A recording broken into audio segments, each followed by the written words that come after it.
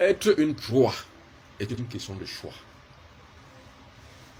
Je dis bien être une proie est une question de choix. Si nous avons choisi être des proies, nous les resterons.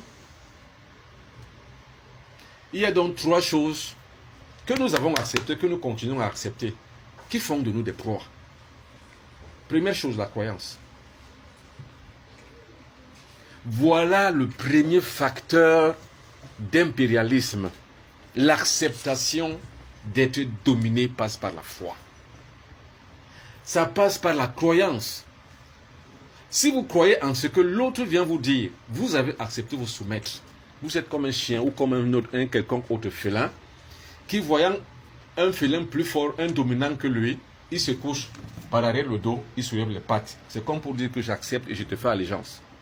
Si nous continuons à croire, donc si nous concevons encore la croyance comme un moyen d'être sauvés, nous nous sommes donc laissés abasourdis par l'autre. Et nous avons fait allégeance à sa grandeur et à son impérialisme. Donc nous sommes des proies. Donc le premier facteur à détruire et à éliminer, c'est la croyance. Le deuxième facteur, c'est l'assistanat. Les Africains aiment être assistés. Les Africains adorent ça, dire oui, aidez-nous. Les Africains aiment être assistés. Même moi, je suis la plupart du temps victime des Africains. Victime comment? C'est que les gens m'appellent et m'écrivent la plupart du temps. Oui, mais bon, je veux connaître ceci, envoie-moi ceci. Donc les gens me demandent de les envoyer des recettes. Eux, ils ne font aucun effort. Il y a un même qui est au nord de Bénin, qui veut que je l'aide. Mais je lui ai dit, je viens au Bénin, je viens à côté. Il me dit, mais je n'ai pas l'argent de transport. Mais moi, je pars de mon Cameroun à 2000 km, je viens ici. Et toi, tu es au nord, à côté, tu ne peux pas venir?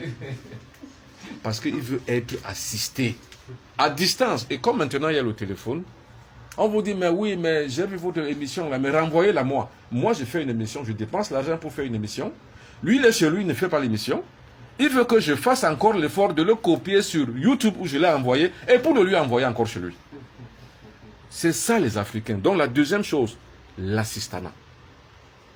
Or, quand vous entendez par assistanat, entendez par paresse, les Africains sont paresseux. On parle trop pour ne rien faire après. C'est pour ça que je vous ai dit hier que les colloques, je ne les fais plus. Les séminaires, je ne les fais plus. Les débats télévisés, je ne les fais plus. Parce que les Africains adorent ça. Moi, j'ai travaillé dans une chaîne de télévision qu'on appelle Afrique Média. L'une des plus écoutées en Afrique. J'en suis parti parce que j'ai compris que ces gens-là, c'était un business. C'est tout. Ce n'est pas un combat panafricain qu'ils font. Ils suivent le mouvement du vent, la direction du vent. Le jour où on leur donne de l'argent, ils parlent du bien de ceux qui leur ont donné de l'argent. Le jour où ceux-là ne donnent plus l'argent, ils commencent à parler du mal de lui. C'est comme ça. Ça, ce n'est pas le panafricanisme. J'ai dit, mais avec ça, je ne peux pas m'avancer, m'aventurer et je ne peux pas mener la révolution.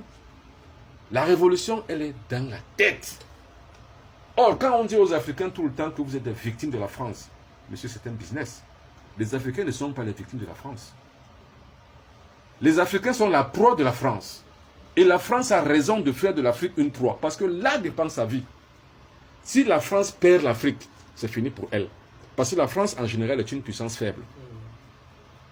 Donc la France n'a pas intérêt à ce que l'Afrique s'échappe de ses mains. L'Afrique actuellement, c'est que ça cause, je dis, l'autre là. Macron a demandé à ce qu'on envoie des vaccins aux pays africains. Voilà. Donc on est toujours assisté. Et c'est ça le problème de l'Africain.